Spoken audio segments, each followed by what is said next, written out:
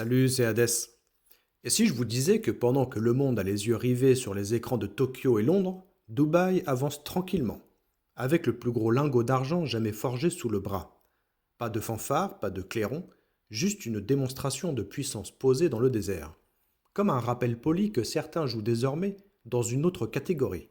Alors installez-vous, on va décortiquer ensemble comment un simple bloc de métal peut devenir une arme géopolitique douce, précise et redoutablement efficace. Parlons maintenant de ce lingot qui est plus lourd que la décence. Le record qui fait trembler les calculatrices. On pourrait croire à une farce, un coup de génie marketing ou un délire d'ingénieur insomniaque. Un lingot d'argent de presque de 2 tonnes, dévoilé à Dubaï comme on sortirait un nouveau gratte-ciel de terre. Pourtant, ce monolithe métallique de 1971 kilos existe bel et bien, patiemment posé derrière une vitre, comme s'il craignait qu'un visiteur un peu trop enthousiaste tente de le glisser dans sa poche. La date n'est pas choisie au hasard, évidemment. 1971, année de fondation des Émirats. Le symbole est clair, presque trop clair, comme un clin d'œil lourdement appuyé au destin. Ce n'est pas seulement un bloc de métal, c'est une proclamation. Nous sommes là, et nous pesons lourd, très lourd. Et si certains s'interrogent encore sur l'intérêt d'une pareille monstruosité, ils n'ont qu'à contempler les sourires des officiels autour du monstre argenté. On dirait une photo de famille où tous savent qu'ils viennent d'entrer dans l'histoire. Ou dans le Guinness Book, ce qui pour certains est encore mieux. Ce lingot, c'est un peu Dubaï résumé, exagéré, spectaculaire et tellement bien orchestré qu'on finit par applaudir malgré soi. Alors certains me diront pourquoi pas un lingot d'or? Eh bien parce que l'argent est devenu la nouvelle arme. Dans un monde où Dubaï empile les records comme d'autres collectionnent les timbres, on aurait pu s'attendre à un lingot d'or géant, plus noble, plus classique, plus cliché d'une certaine façon. Mais non, cette fois c'est l'argent qui vole la vedette. Au premier abord, ça peut sembler mesquin d'ailleurs. Choisir le petit frère entre guillemets de l'or pour un show mondial. Mais l'humour noir du destin, c'est que ce choix n'a rien d'un repli budgétaire. C'est une stratégie qui remonte à 2006, quand l'Émirat lançait discrètement ses premiers contrats à terme sur l'argent. Une sorte de note de service envoyée au futur. On revient pour la première place. Pendant que le reste du monde se moquait gentiment de la volatilité de l'argent, Dubaï y voyait déjà une opportunité. Plus ça bouge, plus on peut gagner, et plus les spéculateurs accourent. Et lorsque l'idée des ETF a commencé à secouer le marché, l'Émirat n'a pas sourcillé. Au contraire, on aurait presque entendu un murmure satisfait. Parfait, continuez.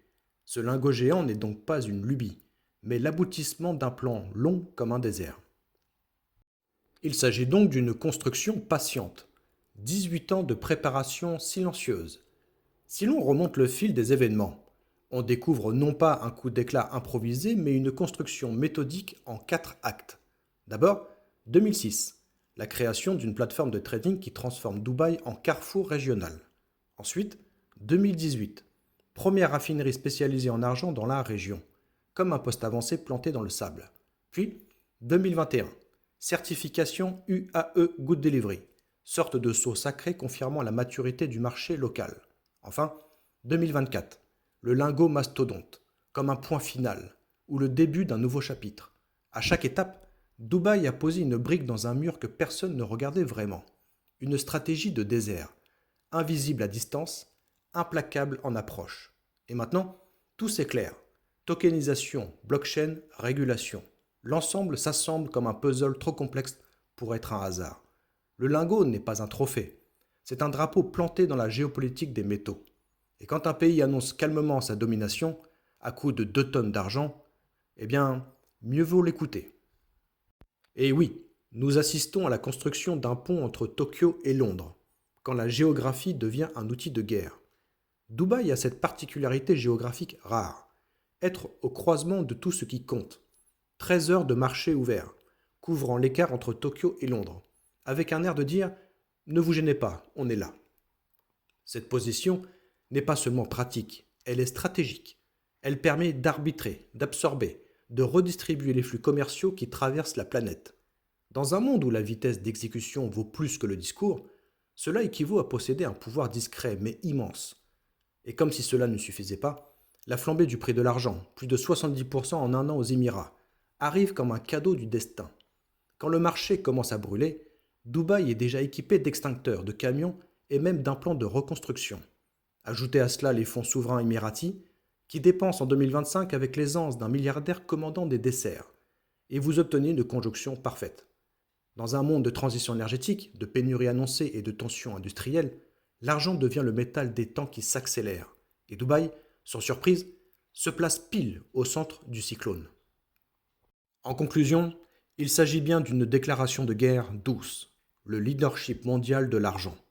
On pourrait croire que la société Sam Precious Metals cherche simplement à faire parler d'elle, mais ce serait sous-estimer l'ambition réelle derrière ce lingot d'un autre monde.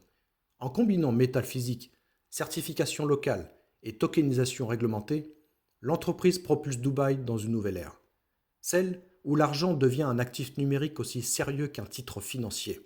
Ce n'est plus seulement un bout de métal brillant, c'est une unité de pouvoir, convertible, traçable, fractionnable. Et le message envoyé au monde est limpide. Après l'heure, nous prenons l'argent, préparez-vous. Ce n'est pas un geste commercial, c'est une annonce géopolitique vêtue d'acier blanc. Une façon subtile ou pas de rappeler que l'avenir appartiendra à ceux qui auront compris les besoins énergétiques, technologiques et industriels de demain. Les autres se consoleront en lisant la notice du Guinness Book. Pendant ce temps, Dubaï avance, avec cette ironie tranquille des empires qui se savent en ascension. Et quelque part, sous les projecteurs, le lingot de 1971 kilos sourit silencieusement. Il sait très bien ce qu'il représente, et nous aussi.